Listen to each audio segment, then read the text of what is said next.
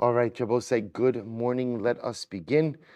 I want to thank our sponsors for this morning share, to thank our Talmud Torah sponsors for the month of Adar, Paul and Kathy Pollack, for dedicating all of the Shir and Drashos this month in memory of Paul's grandparents, Dina Bas Pesach, Zechariah ben Zechariah. To thank our Daf Yomi sponsors, Moshe and Chavi Abramson, for dedicating Arvei Pesachim, and the Zchus Shlema for Daniel Meir Ben Chana. We hope that on the merit of our Talmud Torah, he, together with Kol Cholei Yisrael, will have a complete and enduring refuah. And with that, let us begin. Another beautiful daf ahead of us today. Today's daf is Kuf Ches 108. We're going to begin in Yirtzeh Hashem to get really into some of the halachos concerning the Seder, which are quite amazing. So we're picking up on Kuf Zayin Amud Beis 107b. 4 lines up from the bottom. Rava. So let's just remember again, yesterday we were discussing the idea, or continuing the discussion of the Mishnah that says you're not supposed to eat samach lamincha. So we established in yesterday's daf that samach lamincha means samach lamincha kitana.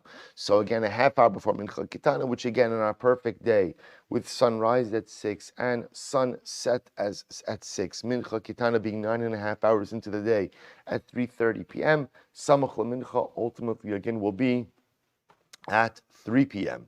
So the Gemara says as follows. So again, we don't eat, therefore, again, samach lamincha ketana. However, we saw in the end of yesterday's daf, which is that halacha lamaisa, not eating means foods which would satiate. So again, the Gemara seems to really identify that as grain-based food. But to go ahead and eat, for example, the Gemara said fruits, vegetables, meat, kishka, right, intestines. So all of that is going to be fine. So along those same lines, Rava, havashasi chamri kuli mali yom Pesach. This is interesting. Rava drank wine the entire Erev Pesach. Why? Because apparently, again, when you drink wine, wine makes you hungry.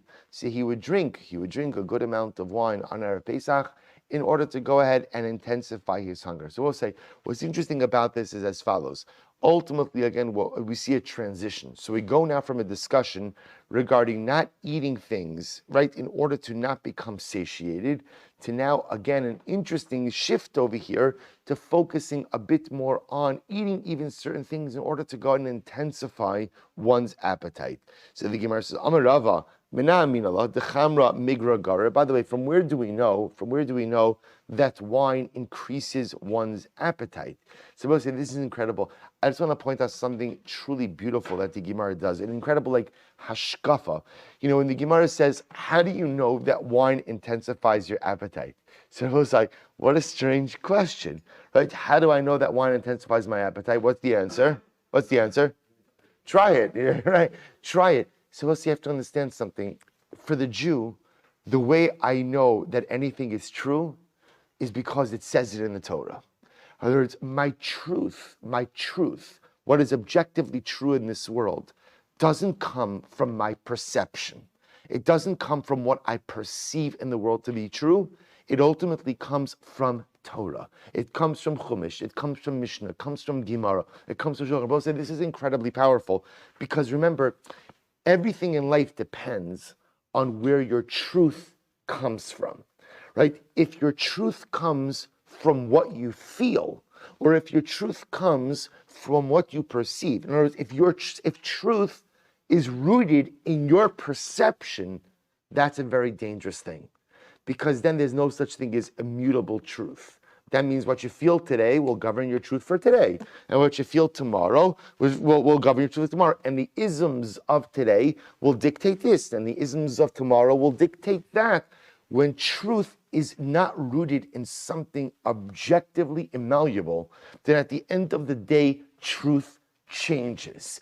This is one of the most powerful lessons that Chazal teach us. How do I know that wine intensifies hunger? I'll tell you how. It's a brisa. It's a brisa. Because that's how the Jew knows truth. You want to know where my truth comes from? My truth comes from a brisa. My truth comes from a mishnah. My truth comes from a pasuk in Chumash. That's where MS comes from. So the Gemara goes right there. Where do I know that wine intensifies hunger? This none. I will say this is actually going to be a very interesting discussion that we're going to get to next week. Beinakosos halalu. I will say drinking between the arba kosos. This is very important halacha. Drinking wine in between the arba kosos. Can you drink additional wine? So So between the cups of wine, Nebo says we're going to see specifically, this is referring to between cups 1 and 2, and between cups 2 and 3. Again, this is going to be a sugi. You'll see its reference. Rav Sashas references it on Kuf Yud Zayin 117. So we'll get to it. But again, what's the halacha regarding drinking in between cups 1 and 2 and cups 2 and 3? So remember again, just to give us context, between cups 1 and 2 is the first part of the seder, right? Between pretty much 1 and 2. And 2 and 3 are the first part of the Seder. So, if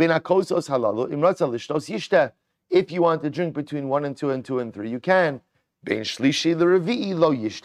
between 2 and 3, between 3 and 4, you are not permitted to go ahead and drink. So I will say, again, that's going to get into, if you look at the Rashbam says, Bein Shlishi l'Revi lo yishta, Shlishi diber kas hamazon. Remember, cup number 3 is benching, is the cup for benching. Dichevan de lo chayshinan o the geruri liba, lo sharina le, dinir kamosif al arba koso. So also, this is very interesting. We're going to see that apparently drinking between 3 and 4, and of course drinking after 4, has the appearance of adding on to the 4 cups. Now, why that concern applies between 3 and 4 and after 4, not between 1 and 2 and 2 and 3, we'll discuss in the Gemara. The Amrit. Now, if halacha l'maisa, if you were to say, misad soid, that wine satiates, then amayishte, then why are you allowed to drink extra wine between 1 and 2 and 2 and 3? Also, remember again, between 1 and 2 and 2 and 3 is before what? Before matzah. So if you say that wine has the ability to satiate, then why would you be allowed to drink additional wine between 1 and 2 and 2 and 3? After all, haka achil lematzah achila gasa. Because again, if wine satiates, then you're going to end up being too full by the time you get to the matzah, and it's going to be achila gasa.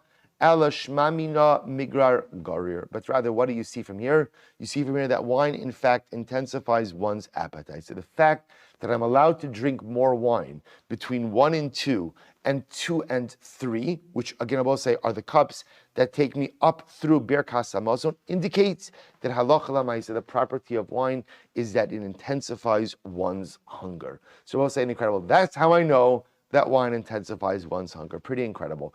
Rav Sheshes, Haviyasiv b'ta'anis akamal yom pescha. Rav Sheshes would go ahead and fast the entire Erev Pesach. So I'll say this is actually quite fascinating. So the Gemara says why. So Neima kasava Rav Sheshes samoch lemincha gidolotan. So maybe Rav Sheshes held the following.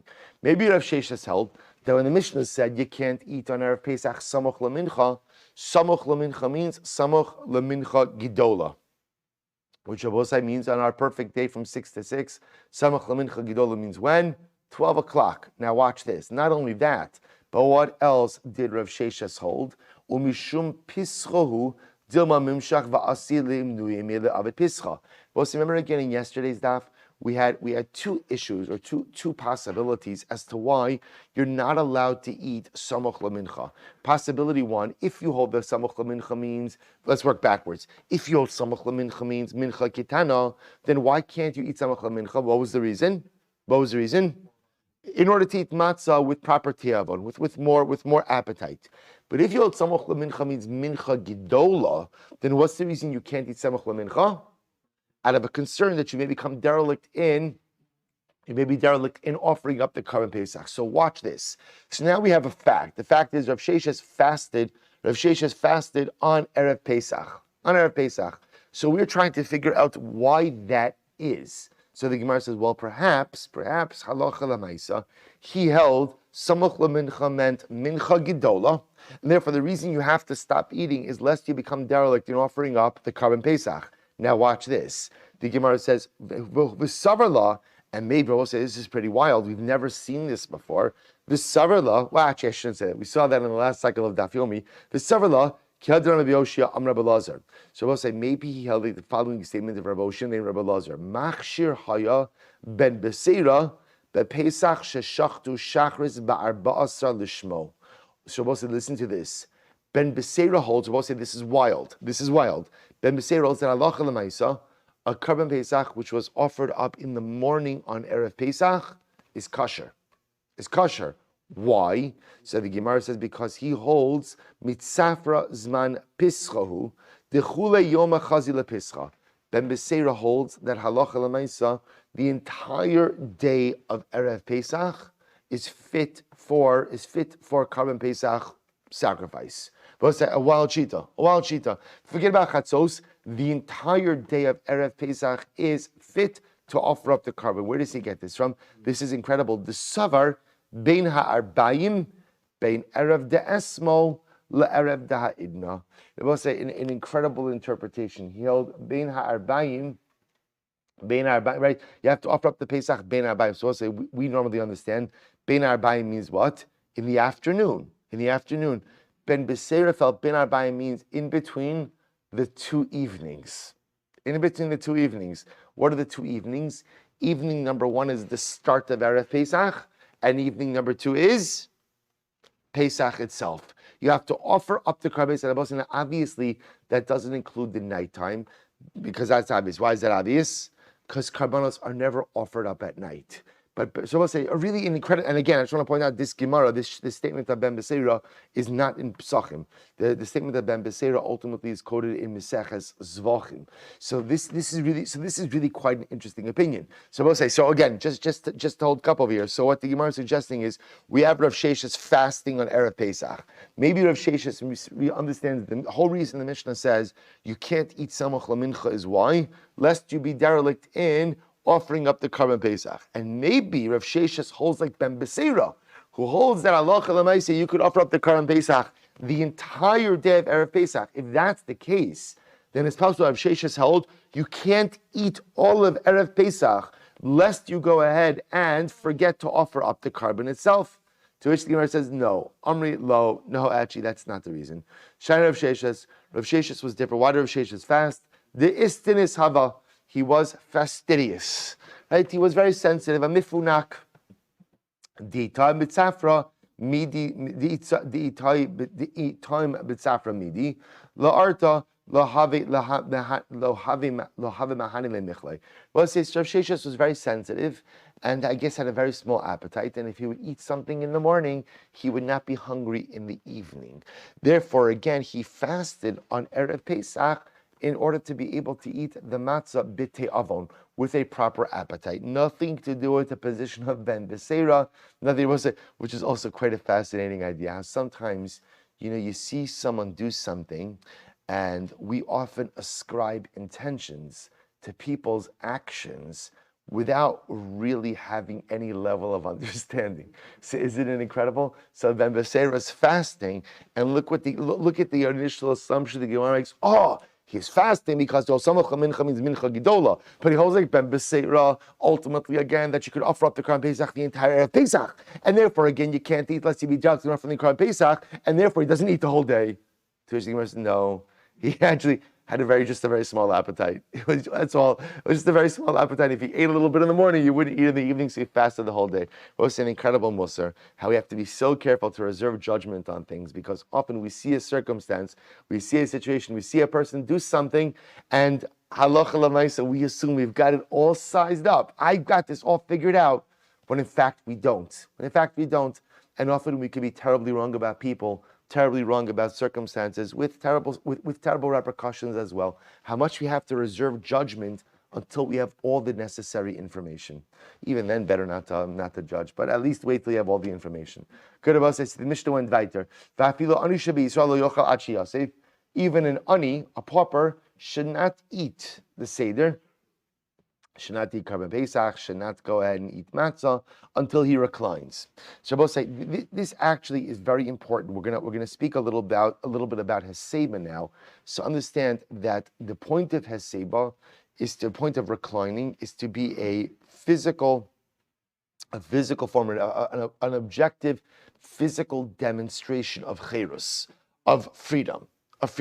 So meaning on Pesach, not only is the mandate of chayev adam lirosis asval kiyotzim, not only is the mandate to see myself physically free, but the mandate is to demonstrate that freedom in an objectively visible fashion as well. So the act of reclining is the way in which I physically demonstrate that sense of cherus. The Gemara's novelty is that even the ani has to go ahead and recline, which of course tells me that what? That the cherus of Pesach is not a manifestation of my personalistic circumstances, but rather again the cherus of the night of the Seder is an objective demonstration of my inherent freedom, almost independent and divorced from my personal circumstances. So Itmar, so let's analyze. This is really incredible. Itmar, matzah tzarech haseba, marach in tzarech haseba. So the Gemara says you have to recline when eating matzah, but you don't recline when eating maror. So we'll say, look at the Rashbam, matzah tzricha haseba, kisha ochel matzah shal mitzvah, laila rishon ki b'nei chorin shu zecher legeula. So we'll say this goes back already to the beginning of the parak when we spoke about the interesting concept of matzah, right? Is matzah ultimately, again, the bread of affliction, halach ma'anya, or is matzah the bread of freedom? So here the Rashbam says that ultimately, again, what the Gemara says, when we eat matzah, we recline, because ultimately, again, it's zecher legeula. Zecher legeula, the consumption of matzah is to remember the fact that we were redeemed. This is going to be incredibly important as we go weiter. So therefore, I recline when I eat matzah, but I don't recline when I eat maror. Why not? Rashbam says because maror is zecher la'avdos. Ultimately, again, is to remember the slavery. So we'll say it's a very important paradigm in the Seder. So pretty much what the Gemara is setting up is anything you do or anything you consume over the course of the Seder that is zecher lecherus requires heseba, requires reclining. Anything you do in the course of the Seder, ultimately, again, that is zecher la'avdos, ultimately, again, you don't consume reclining. Yain, what about wine? Se'itram b'shed Rav Nachman tzarech haseba. Ve'itram b'shed Rav Nachman in tzarech haseba. So we'll say very interesting when it comes to wine. So we have two conflicting versions of what Rav Nachman said. One version said that according to Rav Nachman said it requires reclining. And the other opinion of Nachman said it doesn't require reclining, v'lo pligi. And the truth is they're not contradicting each other. Watch this. Ha b'tarti kasi kamoi, ha b'tarti kasi basuroi. They're referring to the two different cups, right? One is a statement regarding the first two cups. One is a statement referring to the second two cups. Now, both say that's fine, except the only problem is what? Which one is which? Right? Which one is which? So, okay, so very nice. And now I know two cups require reclining. Two cups don't require reclining. So which two require, which two don't require? So this is incredible. Amri la lahaygisa, v'amri la lahaygisa. So we'll say, now there's a machlokes on which two require reclining and which two don't require reclining. Watch this. Amri la lahaygisa. So the one opinion says, Trei kasi kamoi bo heseba, tahashtohu de kamaschala lacherus. The first opinion says, it's the first two cups of wine which require heseba. Why Abba saying? Because over the first two cups of wine is when the narrative of freedom unfolds. Remember again, the first cup of wine is Kiddush, the second cup of wine is Magid. That's the whole story of our emancipation from inside. Also remember again, the bracha that we recite, we're going to see this inside, but the bracha that we recite over that cup is the second bracha. The second cup is Asher Ga'alanu. We recite the fact that HaKadosh Baruch Hu redeemed us. So therefore, the first opinion says the first two cups ultimately again go ahead and reflect our cherus, our newfound freedom, and therefore they get heseba. However, both say this is incredible. Trei kasi basrai lo ba heseba. But the second two cups don't require a seba. Listen to this. This is great. The Gemara says, because my dahava hava, what happens. Or as I say, this is great. Now, what does this mean? Right? By the time we get to the second two cups, so our redemption from Mitzrayim, old news. My dahava hava. Now, the truth is, remember, the Seder shifts, right? The Seder has two parts. The first part of the Seder is focused on Yetzias Mitzrayim. The second part of the Seder is focused on Messianic redemption, right? So what the Gemara says is the concept of cherus. The concept of cherus ultimately again is focused on the first two cups, which focus on Yetzias Mitzrayim. The second two cups, which focus more on Messianic redemption, future redemption. So again, there's no reclining there. The way the Gemara phrases it is, "My dahava hava." We spoke about Yetzias Mitzrayim. We spoke about cherus. We're done with that. Therefore, no reclining by the second. They're both saying, now take a look at Rashi for just a moment. Rashba, I'm sorry. So the Rashbam says, "Dahu ashtam mishtay becherus ubegeula shu omer haggadah hasha shamina min." Actually, we'll say so. Before we get take a look at Tosas. Take a look at Tosas. My dahava hava. So Tosas says shekvar amru geula lifnei asuda v'af agav dematza tzricha seba. V'lo amrin my dahava hava shiny matzah she ikar suda yosra miyayin v'od biyayin hasef kvar b'shnei kosos harishonim. So we'll say this is very interesting. So Tosas just points out, why don't we say the same thing by matzah? Because think about this just a moment. When do you eat matzah? When do you eat matzah? Technically, after Magid. Right? Remember again, I'm not going to sing for you the Simani HaSeder, but you understand that again, Motzi Matzah comes after Magid. So what? So we'll say the Gemara is now suggesting is you only have to go ahead and recline for the first 2 cups, not for the second 2 cups, because the first 2 are speaking about Geulas, the time of the redemption from Egypt, and once you get to the second 2 cups, Maida Hava Hava, the Egyptian narrative or the Geula narrative is in the past. So why don't you say the same thing by Matzah? So Tosas gives 2 answers. He says ultimately again, matzah is different because matzah is the entire ikr of the Seder. Everything is about matzah. Therefore, even though technically speaking, matzah is being consumed after Magid is finished, nevertheless, matzah still requires a seba. Va'od sheksuva b'torah zecher lecherus shelo hispik b'tseikam lahachmitz ad shenigalu. So we'll say this is incredible Tosas. Furthermore, again, Tosas says that matzah itself is the bread of geula. It is the bread of redemption. Why is it the bread of redemption? Because again, it represents the idea that we left Egypt with such haste that the dough didn't have time to rise. Va'afa gav dahavya lechem oni yesh la'ochla derech cherus. Both say this is an incredible formulation which we're going to come back to. Tosa says matzah is lechem oni, which is consumed derech cherus. They both say what a profound formulation.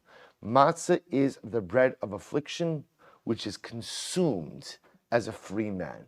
The bread of affliction, which is consumed in the manner of emancipation. It's an incredible formulation because we're often so consumed by this machlokes in the identity, or this duality in the identity of matzah, right? What is matzah? The Ramban brings down that they ate matzah when they were slaves. We ate matzah for 210 years. Why did you eat matzah? Because the Ramban says, you know what the great part of matzah is? The great part of matzah is, well, from a master's perspective, is it's cheap.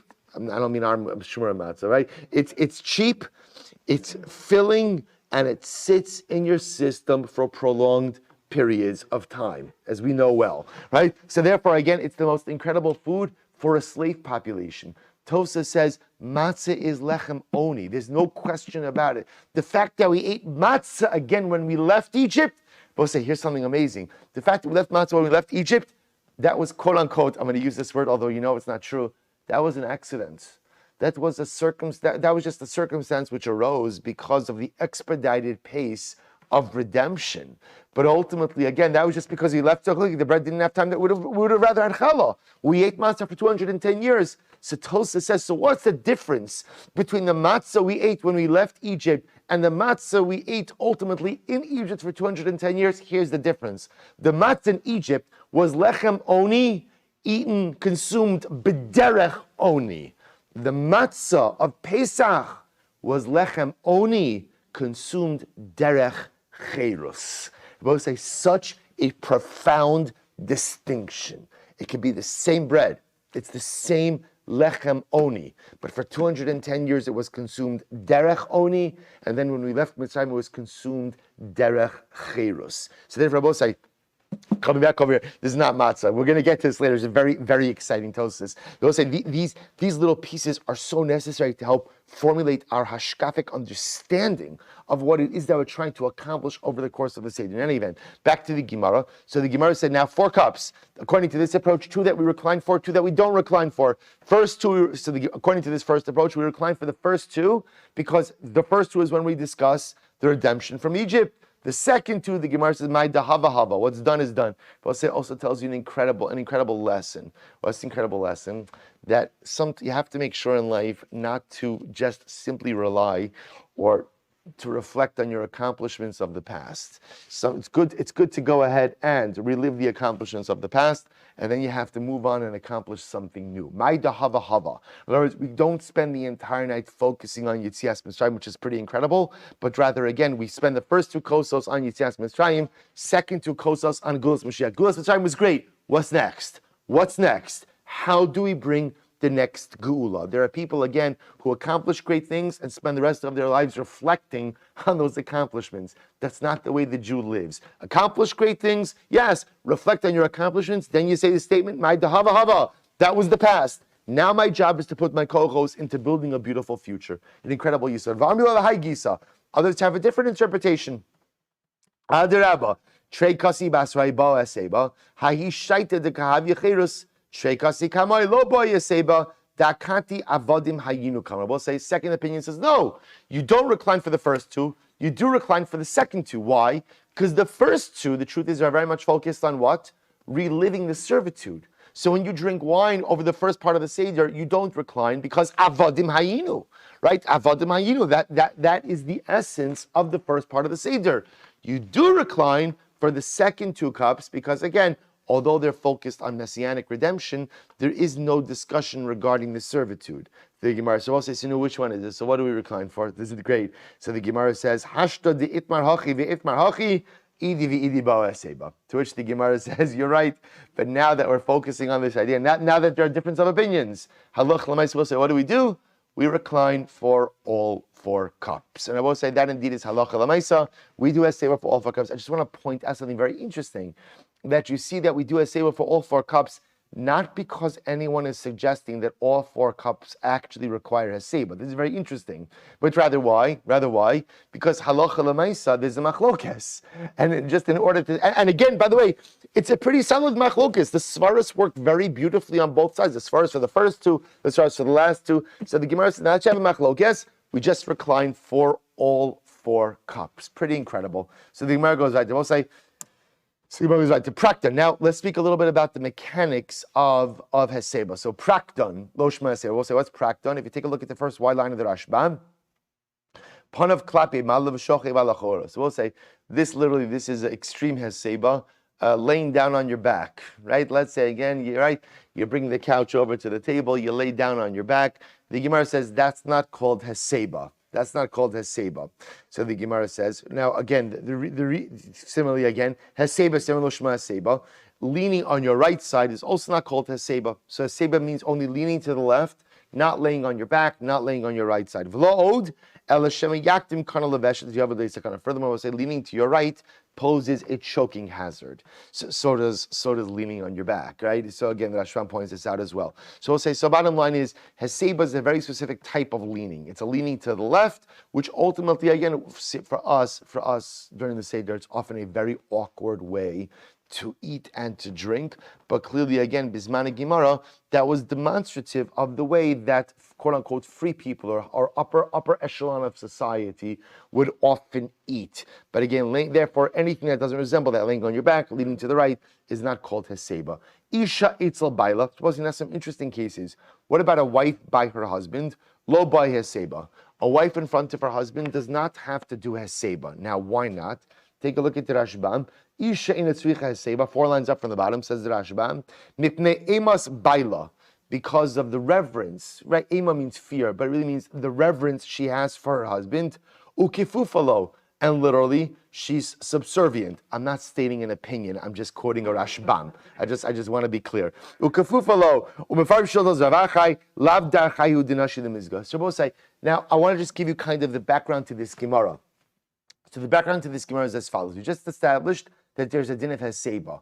What we begin to see, what the Gemara is not going to highlight, is if you're having the Seder with someone who you have yira, for who you revere, right? Whether because you just revere them because of the nature of the relationship, or you revere them because halachically there's an obligation to do so, you don't do Heseba in front of that person. Because the act of doing Heseba in front of that person would be a slight to the kavod of that individual. So the Gemara says, for example, a wife doesn't do Heseba in front of her husband. However, them isha chashuvahi, if she's an important woman. Now, what does it mean if she's an important woman? In other words, if she's a woman of her own standing, independent of her husband, ultimately again tzricha seba. Then she does require seba. So we'll say again, the poskim bring down that bizman hazeh, all nashim are nashim chashuvos, right? Women have the status of important. Women have identities of their own, and therefore, again, a woman does do heseba. Woman does do heseba. Now, again, we'll discuss another opinion when it comes to heseba in just a moment. Bein eitzav.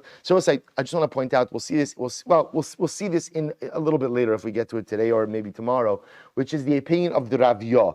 We're going to see the Rav Yah holds that bisman hazeh there is no din of heseba. The reason is there's no din of heseba is why. We'll say a very simple reason why. No one is that way. So Rav Yah says, we're making people do something physically uncomfortable and to be demonstrative of freedom when no one eats that way. When the Gemara mandates a din of heseba, the Gemara was mandating it because halacha l'maisa, that was how 3 people ate. So we don't really accept this opinion of the Rav Yah because at the end of the day, the Gemara says we do a seba, so we do a seba. Interesting enough, the Rav Yah says, the Rama says that nashim, women, were somchos on the Rav Yah, which is even today you'll find that many women don't do heseba by the Seder, not because they're kafufos leba'alehen, and not because they're subservient to their husbands, but because somehow over the generations the minhag evolved that women don't do heseba. Of course, a woman can do heseba, 100%. But again, if it happens to be the minhag in your family or the practice in your family that women don't do heseba, just know that that's based on the opinion of the Rav Yah. Again, we'll see it inside. So the Gemara says, Bein Eitzel Aviv, what about a son by his father? A son by his father. Ba Yeseba, requires a seba. So the Gemara says, Ibailahu. If you take a look at Rashi says, Bein Eitzel, the Rashbam. Rashbam says, Bein Eitzel Aviv tzarech haseba, de lo havi kafuf kol kach. So we'll say this is very interesting, because a son is not really subservient to his father. As much as a son has an obligation of kavod and yira, ultimately, again, there's not that level of subservience. Therefore, a son will go ahead and do hesera. We'll say there's a lot of lumdis in these sugyas as well, which we don't have time to get into, but maybe we'll find an opportunity. Talmud eitzel rabomai. What about a Talmud by his Rebbe? Let's say you're having Pesach Seder with your Rebbe. So what's talacha? Does a Talmud do a Seder in front of his Rebbe? So Tashma, Amar Abaye, Ki Avinon Beimar, when we were in the house of Mar, our Rebbe, Zaginon Abirche Dahadadi. Ultimately, again, we would lean against the knees of one another. So we'll say the way they would do a Seder, the Talmidim, is everybody would lean against their fellow. Ki Asinu Labe Rabbi Yosef, when we came to the house of Rabbi Yosef, Amar Lani said to us, Lo tzrichisu, you do not have to do a Seder. Why? Because the reverence you have for your Rebbe is like the reverence you should have for the Ribono Shel Olam. Therefore, Rabbi Yosef was telling them, a Talmud does not do Heseba in front of his Rebbe, because it also makes sense. Heseba is a more relaxed posture, so you cannot assume that posture in a place where you have to have enhanced reverence. Meisvei imakol adam meisafilu Talmud etzorab. The Brisa says a person does Heseba, even a Talmud in front of his Rebbe. Shabbos say here, so it sounds like what we said before based on Rav Yosef, that halacha l'maisa, a Talmud would not do Heseba in front of a Rebbe. Here the Brisa says that a Talmud does do Heseba in front of his Rebbe. Shabbos says great. He can't. Hitanyahi b'shulya dinagri. When the Brisa says over here that a Talmud does Heseba in front of his Rebbe, what type of Talmud and Rebbe are we talking about? A carpenter's or a blacksmith's apprentice. So we'll say people have different type of rebbeim. I have a rebbe who teaches me Torah, and I have a rebbe who teaches me Parnasa. Both are important rebbeim. When we said before that halacha l'maisa, you don't do a seba in front of a rebbe, that's the rebbe who teaches you Torah. When the Brisa says you do a seba in front of a rebbe, that's the rebbe who teaches you your trade, teaches you your Parnasa. Iboilu shamishmai. What about a shamish? Right? So what about a waiter? Right? The servant. So let's say the guy's serving the meal. Jewish shamish, so he's going ahead and serving. Does the shamish do heseba? So Tashma Damar B'Shimon Levi Hashamish Sha'achal Kizayis Matzah Kishu Mesav Yatza. If the shamish eats a kizayis matzah when he's reclining, he's yotze mesav in lo mesav lo shmamina. Ultimately, again, what do you see from here? You see that the shamish has to go ahead and do a seba, shmamina, baya seba shmamina. Even a shamish will say. Now, again, the truth is, it's not really a surprise. The reason the Gemara is asking is, what happens if there's someone on the Seder night who is functioning in the capacity of a servant? which is an interesting place to be on Seder nights. Here, I'm a Jewish waiter. I'm a Jewish servant. So do I do Heseba or not? Shabbos, what's interesting about this is the following. You'll say, isn't it pashit? If the ani is doing Heseba, then certainly again the shamish is doing Heseba, right? Again, so we'll say there's a big difference because the ani could sit at the table and halacha l'maaseh there's nothing behaviorally that's happening that makes him look like a servant. The shamish is actively running around on the Seder night serving everyone else. So perhaps for Heseba purposes, the shamish is even more compromised than the ani. Kamash mola, no. Kamash mola, that again, Abosai, the concept of physically expressing cherus on the Seder night is fundamentally divorced from your individual circumstances. That halacha l'maaseh, everyone is chayiv in Heseba, no matter what your personal circumstances are. The only exception to the Heseba rule is if you're having Seder with someone whom you're obligated to revere. Right, we have a concept of reverence towards, then the act of assuming such a relaxed posture in the presence of that person will be inappropriate. Good. Rabbi Shimon Levi. Nashim chayavos ba'arba kosos halalu. Women are obligated in dalet kosos. Why? Amud Beis. Sha'af hin hayu ba'osenes. We'll say this is great because ultimately, again, women were also included in the miracle of Yitzias Mitzrayim. So because again the 4 cups are an expression of gratitude for the miracle of deliverance, so too women are obligated as well. Now take a look at the Rashbam for just a moment. Rashbam writes, Shafin Ibos and Estar Midim Sota Bishar Noshim Tzidkanios Shayaba Osadar Nigalu V'chein Gabi Mikra Megillah Arminon Hachim Mishum Da'al Yidei Esther Hava V'chein Gabi Chanukah Mesech Shabbos Lashon Morena Alevi. So we'll say the Rashbam points out something very interesting.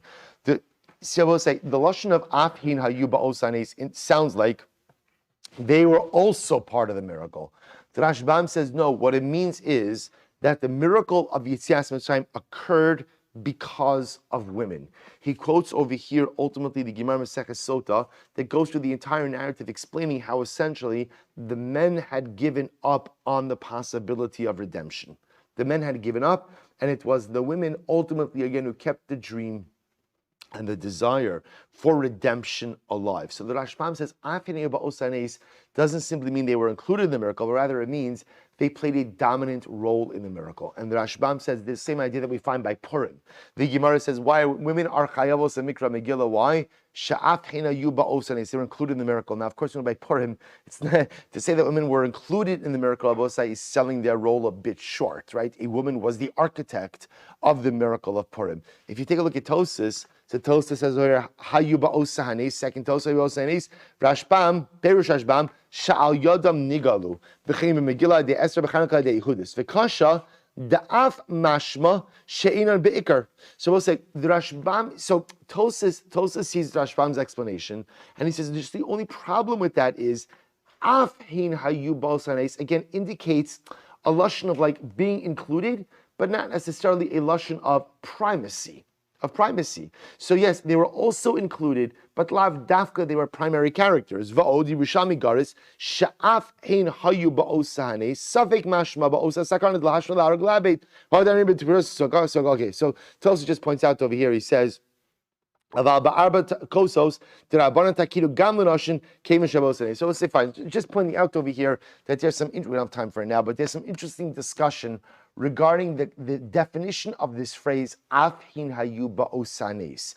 Doesn't mean they were also included, or doesn't mean that they played a primary role. In any event, women are going to be obligated in Dalet Kosos. Amar Yehuda Amar Shmuel, Arba Kosos Halalu, Sarach Sheyehei Bohan Kedei Mezigas Kosyav. So we'll say some halachas regarding Dalet Kosos. Number one, they have to have proper dilution ratio. So we'll say, so just so you know, from the Gemara's perspective, the proper dilution ratio was 3 parts water to 1 part wine. Right? You had wine concentrate, 3 parts water to 1 part wine. So you have to have proper dilution ratio. Sar Sheban Kedem Zigas Kosyafa. Shton Chai, boss, listen to this. What happens if you drank undiluted wine? What happens then? What's the halacha? So the Gemara says, Yatsa, you are Yotze. Now again, we'll discuss exactly what it is that you are Yotze, but halacha l'maaseh you're Yotze. Fine. Shtan b'asachas, but this is interesting. What happens if you drank the 4 cups at once? Yatsa, you're Yotze. Again, we'll discuss exactly what this means. It's interesting. The Rashbam says, if you look at Bevas Achos, the Rashbam says, Ira arba'asan besoch kos echad. So the Rashbam says, what does it mean you drank them all at once? You poured all 4 cups into 1 cup. You made yourself like a Seder big gulp, right? So you went ahead and you poured everything into one. So the Rashbam says, Yotze, you're Yotze. The Rashbam then goes on and explains, quotes Rabbeinu Shlomo, who says, that's the Parish of Rabbeinu Shlomo.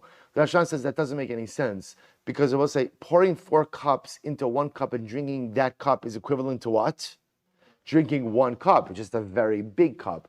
Therefore, the Rashbam says, Babas Achos means you drank all 4 cups consecutively, as opposed to drinking the 4 cups as arranged over the course of the Seder, you drank all 4 cups at once. So again, Yatza.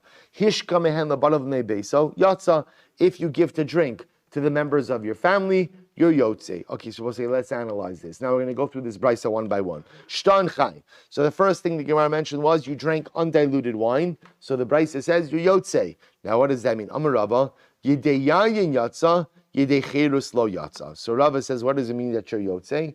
Yidei yayin. You're Yotze the fact that you drank 4 cups of wine. However, you are not Yotze Yidei cherus.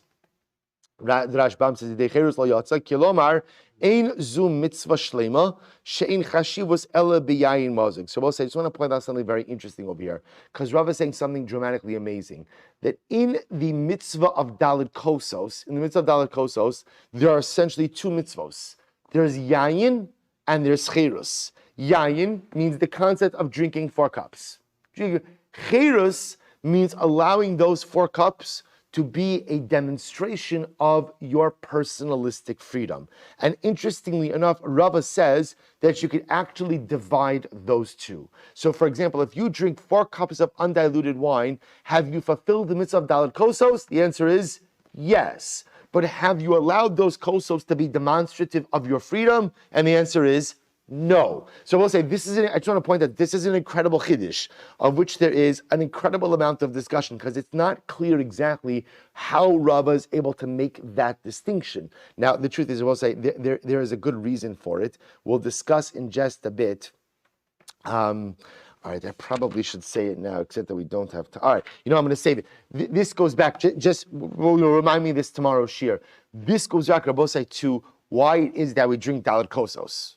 Why do we drink Daled Kosos? So we're going to see that there is a fundamental machlokes as to what the nature or the source of the 4 cups of Pesach are. So right now, let's absorb the information, and then we'll go back and try to plug it in. Next, Shtan Ravas Achas, when you drink 4 cups at once, so Rava Amar Yidei Yayin Yatza, Yidei Arba Kosos Lo Yatza. So we'll say, so once again, Rav comes along, Rav he over here says, Yer Yotze Yidei Yayin, and we'll say here, Yayin means something different. Yayin in this context, according to Rav, means Simchas Yamtiv. Simchas Yamtiv. If you go out and you drink 4 cups consecutively, you fulfilled the mitzvah. What's the mitzvah? V'samachta bechagecha, to rejoice on Yamtiv. But you have not fulfilled the mitzvah of Daled Kosos. I will say, what do you see from here? Why not? Ultimately, again, because the mitzvah of Daled Kosos is not simply the consumption of 4 cups of wine, but rather the mitzvah of Daled Kosos is what?